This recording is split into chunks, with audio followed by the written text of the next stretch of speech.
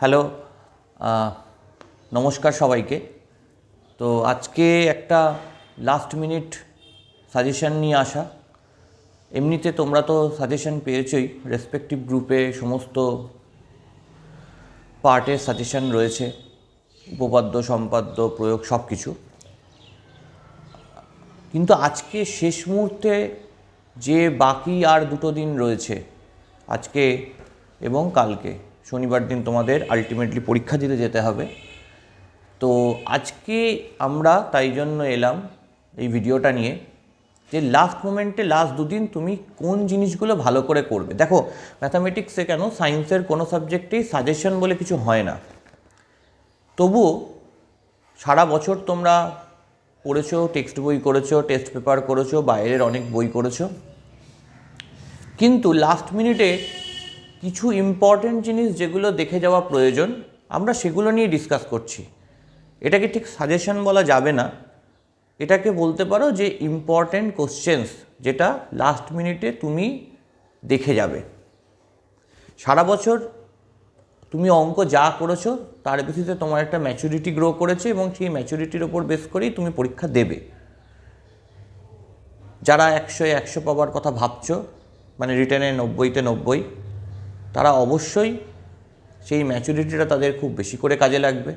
যারা তুলনামূলকভাবে একটু দুর্বল, তাদের ক্ষেত্রে হয়তোবা ইম্পর্ট্যান্ট কোশ্চেনগুলো অনেক বেশি জরুরি হতে পারে।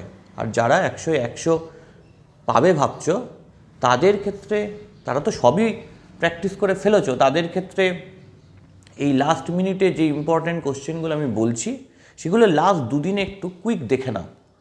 আমার মনে হয় তাতে তোমাদের সুবিধাই হবে। তো দেখো, প্রথমে 1, 2, 3, 4 এই 4টে দাগের কোশ্চেন শর্ট।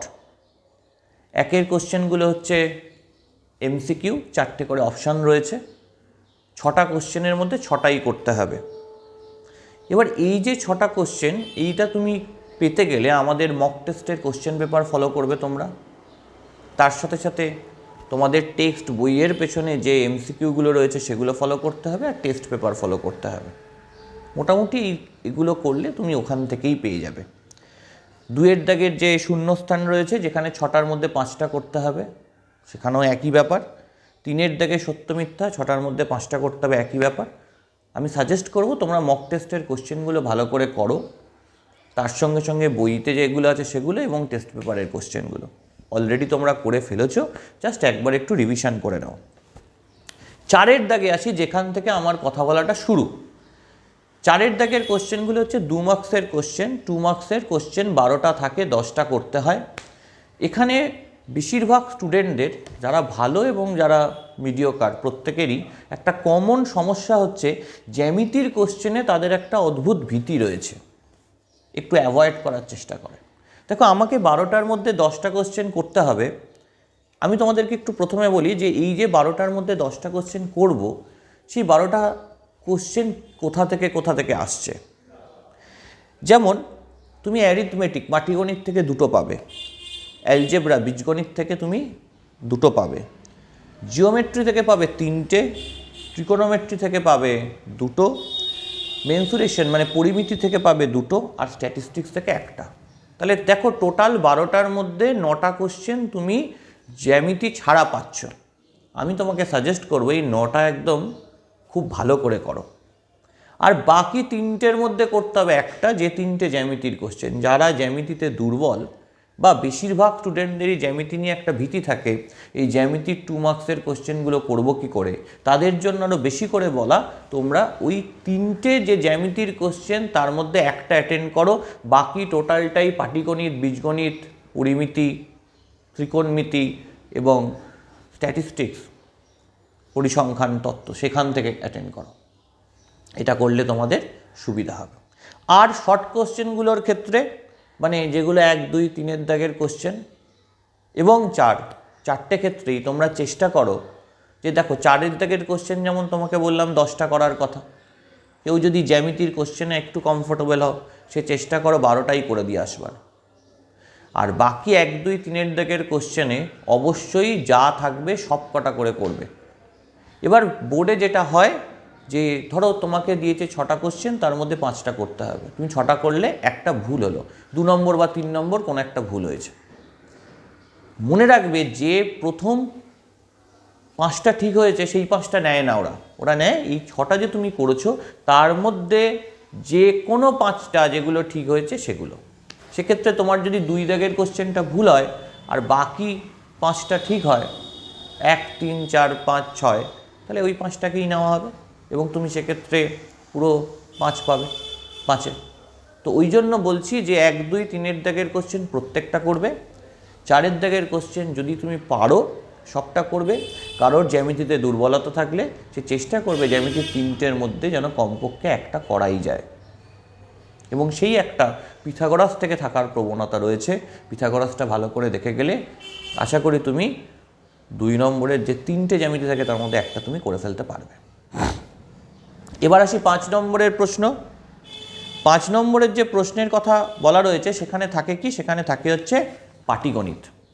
ঠিক, এই যে পাটিগণিতের কোশ্চেন, আগের বছর সরল সূত্র থেকে কোশ্চেন এসে গেছে, এবছর তুমি 100% ধরে রাখো অংশীদারি কারবার আর সমহার হ্রাস এই দুটো থেকে কোশ্চেন আসবে।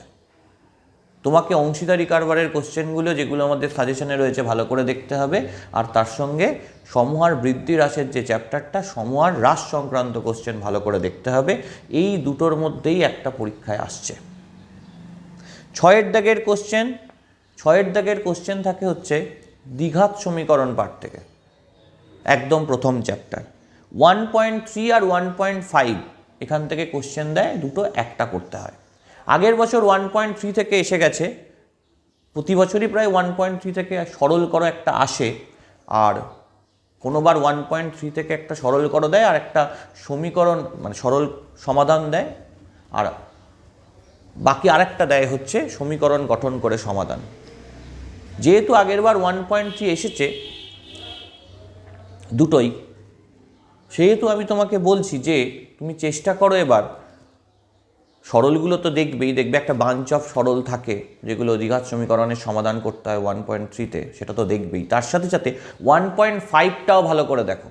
1.5 মানে যেখানে সহগ এবং বীজ এদের যে সম্পর্ক থাকে। আশা করি এই দুটো দেখলেই তুমি ওখান থেকে দুটোই কমন পেয়ে যাবে, তার মধ্যে তোমাকে একটা করতে হবে।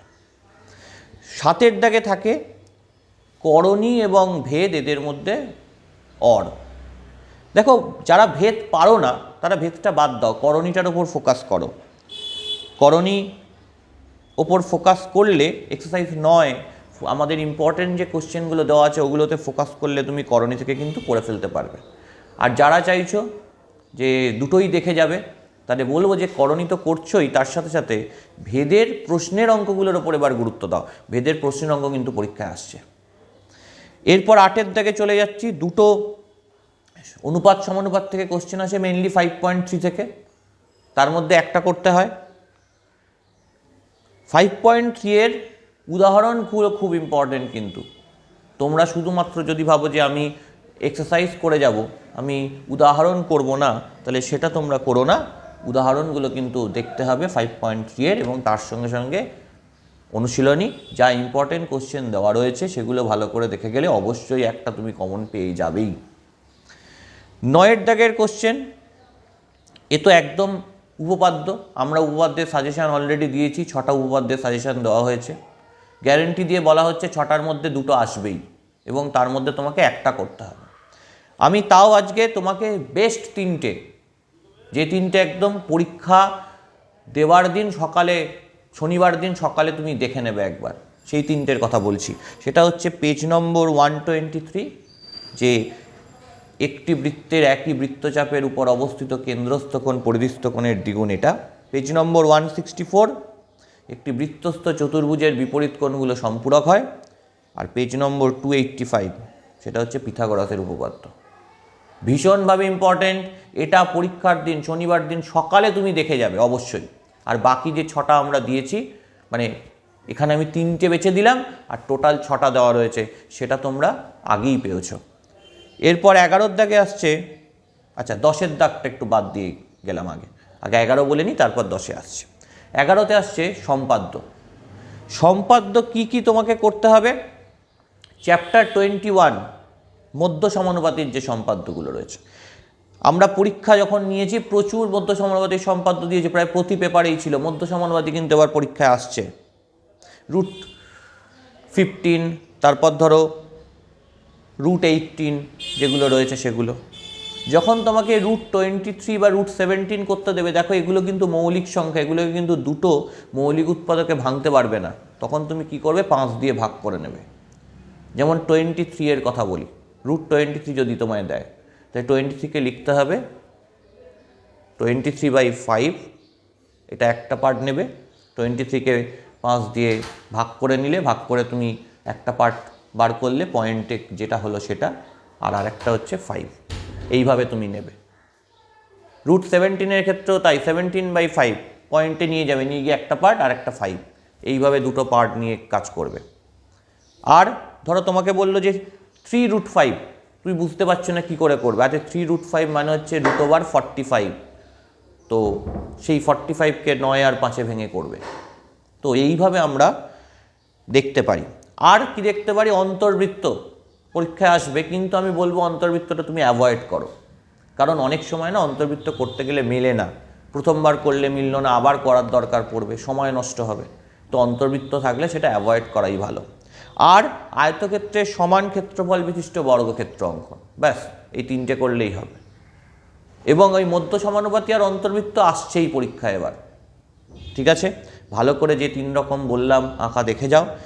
এটা একদম শনিবার দিন সকালের কথা বলছি, সেটা দেখো, তাহলে কোনো অসুবিধা হবে না।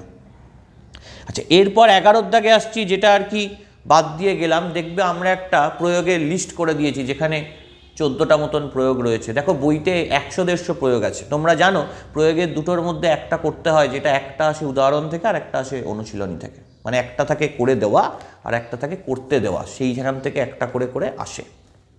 বইতে প্রায় 100-150 প্রয়োগ আছে। তো আমরা তার মধ্যে বেস্ট যেগুলো আসার মতন একদম সেরকম 14-15টা প্রয়োগ তোমাকে সাজেশানে দিয়েছিলাম। আশা করছি তোমরা সেখান থেকেই পাবে। আজকে আমি তোমাদেরকে লাস্ট মোমেন্ট, লাস্ট দিন সকালবেলা, মানে শনিবার সকালবেলা দেখে যাওয়ার জন্য 6টা প্রয়োগ বলে দিচ্ছি। এই 6টা প্রয়োগ একটু মাথায় নাও। পেজ নম্বর 63 থেকে 10 নম্বর প্রয়োগ, পেজ নম্বর 167 থেকে 5 নম্বর প্রয়োগ, পেজ নম্বর 252 থেকে 18 নম্বর প্রয়োগ, পেজ নম্বর 259 থেকে 5 নম্বর প্রয়োগ, আর পেজ নম্বর 288 থেকে 6 আর 9। এই 6টা প্রয়োগ শনিবার দিন সকালের জন্য একদম। আর বাকি যা সাজেশান দেওয়া রয়েছে সে তো তোমরা ছুটি পাচ্ছ, এবং সেই ছুটিতে কিন্তু ভালো করে দেখবে। এরপর আসছি 12 দাগে, যেখানে ত্রিকোণমিতি রয়েছে। 3টের মধ্যে 2টো করতে হয়। মনে রাখবে এই দুটোর যে করতে হবে 3টের মধ্যে, তার মধ্যে একটা মান নির্ণয়ের অঙ্ক আসবেই। 23.2 পার্ট থেকে মান নির্ণয়ের অঙ্ক কিন্তু দেবেই। sin 30 cos 30 এই মানগুলো মুখস্থ করে রাখবে, ভ্যালু বসাবে, সরল করবে, একটা অঙ্ক তুমি কিন্তু 3 নম্বর পেয়ে যাবে। মনে রাখবে এখানে কিন্তু তুমি যদি করণী দিয়ে লেখো উত্তর, তাহলে কিন্তু নাম্বার কাটা যাবে। মানে 3/√2 অ্যান্সার এলো, হবে না, ওপর নিচে √2 দিয়ে গুণ করে 3√2/2 করে নিতে হবে। তাহলে এটা একটা বললাম। আর একটা বললাম 24 নম্বর চ্যাপ্টার পুরক্ষণ, সেখান থেকে কিন্তু তোমার একটা কোশ্চেন আসবেই। তাই তুমি 2টো কোশ্চেন পেরে গেলে 3টের মধ্যে। 13 নম্বরের দাগ, সেখানে তোমার রয়েছে কি height and distance. Height and ডিস্টেন্সের যা সাজেশান দেওয়া রয়েছে সেই সাজেশানগুলো দেখতে হবে তোমাদের। হাইট অ্যান্ড ডিস্টেন্সের যখন ছবি আঁকবে তখন কিন্তু ছবিতে উন্নতিকোণ অবনতিকোণ কোনটা, উন্নতিকোণ মানে তুমি যেখানে দাঁড়িয়েছো সেখান থেকে ওপরের দিকে দেখছো, অবনতিকোণ মানে নিচের দিকে দেখছো। উন্নতিকোণ অবনতিকোণ কিন্তু ঠিক করে আঁকবে। অ্যারো দিতে ভুলবে না, অনেকে অ্যারো দেয় না, অ্যারো দিতে ভুলবে না। উত্তর লেখার সময় যদি তুমি √3 √2 এদের মান বসাও, তাহলে √3 যে 1.732, √2 মানে 1.414, এগুলো কিন্তু আসন্ন মান, পাশে প্রায় লিখতে ভুলবে না।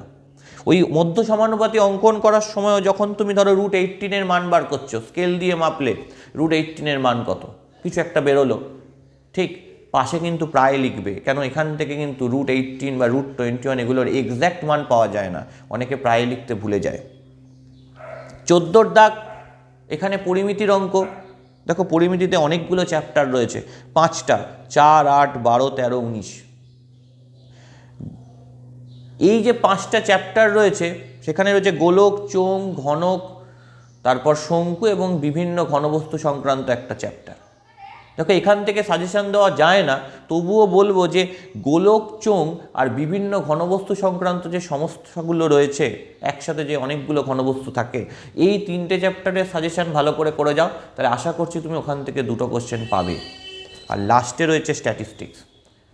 স্ট্যাটিস্টিক্সের খুব ইম্পর্টেন্ট পার্ট, 3টের মধ্যে 2টো কোশ্চেন করতে হয়।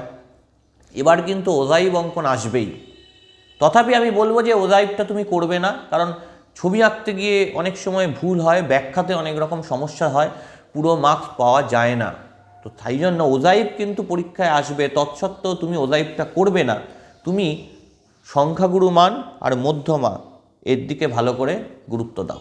আর যারা ওজাইভ আঁকতে পারো, ফ্লুয়েন্টলি আঁকতে পারো, খুব সুন্দর করে আঁকার চেষ্টা করো, লেখো, ব্যাখ্যা করো ভালো করে, তাদের জন্য আমি ওজাইভের 3টে অঙ্ক বলছি। 355 পাতার 26-এর অঙ্কটা, 358 পাতার 3-এর অঙ্কটা, 364 পাতার 8-এর অঙ্কটা। এই 3টে দেখে গেলে তুমি ওজাইভ থেকে একটা কমন পাবে। কিন্তু আমি বলবো ওজাইভ সবাই করো না, প্রচণ্ড ভুল হয়ে যায় ওজাইভ করতে গেলে। তোমরা মধ্যমা আর সংখ্যাগুরু মান, এই যে 2টো চ্যাপ্টার, এর ওপর গুরুত্ব দাও, তাহলেই তোমরা 3টের মধ্যে 2টো করতে পারবে, ওখান থেকে 8 নম্বর অনায়াসেই চলে আসবে। দেখো এটা তুমি মাথায় রাখবে যে কোশ্চেনটা পাওয়ার পর যে কোশ্চেনগুলো তুমি পারছো, মানে আগে তো তোমাকে ছোট কোশ্চেন করতেই হবে, সেরকমভাবেই রয়েছে। ছোট কোশ্চেন করার পর যখন তুমি বড় কোশ্চেনে হাত দিচ্ছ, মানে 5-এর দাগ থেকে, তুমি মনে রাখবে যে দাগের কোশ্চেন তুমি পারছো, কনফিডেন্টলি করতে পারবে, সেই দাগের কোশ্চেন কিন্তু তুমি আগে করো। কেন? ধরো তুমি একটা কোশ্চেন পারছো না, সেটা তুমি আগে চেষ্টা করলে পারলে না, তাহলে তোমার মনের ওপর একটা চাপ তৈরি হবে। পরবর্তী কোশ্চেনগুলো যখন করবে, সবসময় তোমার মনে হবে যে আগের কোশ্চেনটা আমার একটা বাকি থেকে গেছে, যেটা আমি পারছি না, ওটা কি করে হবে।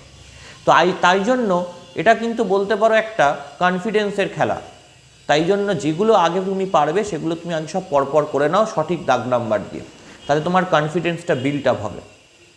আর যখনই তোমার কনফিডেন্স বেড়ে যাবে, তখনই তুমি দেখবে যে অঙ্কগুলো তুমি হয়তো পারছিলে না, সেই অঙ্কগুলো কনফিডেন্সের জোরে তুমি অনেকটা চেষ্টা করতে পারবে। ঠিক তাই অঙ্ক কিন্তু পুরোপুরি কনফিডেন্সের খেলা, তোমাকে কনফিডেন্ট হয়ে কাজ করতে হবে, তাহলে দেখবে এমনি অঙ্ক ভালো হবে। তাই আগে যেগুলো পারবে সেগুলো করো, লাস্টে গিয়ে যেগুলো মনে হচ্ছে একটু আনকমন, কোনোটাই আনকমন থাকবে না, যেটা মনে হচ্ছে একটু আনকমন সেটা করবে, দাগ নাম্বার খুব সুন্দর করে দেবে। আচ্ছা, যারা প্রয়োগ বিষয়ে একটুখানি অসুবিধায় পড়ো, প্রয়োগটা ঠিক হয় না, আমি তো সাজেশান দিয়েইছি, তৎসত্ত্বেও আমি তোমাকে এই কথাটা বলছি যে প্রয়োগ যদি একেবারেই না হয়, 3-এর মধ্যে 1 পাওয়ার একটা উপায় আছে। কি উপায়? প্রয়োগে যা বলা থাকবে সেটা লিখে, যেটা আঁকতে হবে সেটা এঁকে দেবে। প্রমাণটা না করলেও কিন্তু এইটুকু কাজ তুমি যদি ঠিক করে করো, তাহলে কিন্তু তুমি 1 নম্বর পেয়ে যাবে। আশা করি প্রত্যেকের পরীক্ষা ভালো হবে, প্রত্যেকে খুব মন দিয়ে পড়াশোনা করো, যেভাবে বলেছি সেই গাইডলাইন মেনে পড়াশোনা করো। আবার পরীক্ষার পর দেখা হবে নিশ্চয়ই সবার সাথে, জানিও তোমাদের কেমন পরীক্ষা হলো। টাটা।